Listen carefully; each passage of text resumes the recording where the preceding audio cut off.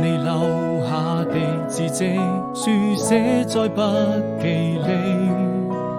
高中幾年的經歷，都寫滿了回憶。鈴聲又響起，時光總是讓我記得你。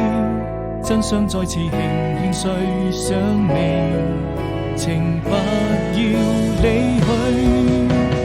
那一年夏天，外面下起了雨，我們肩並肩看着未見天空多美麗。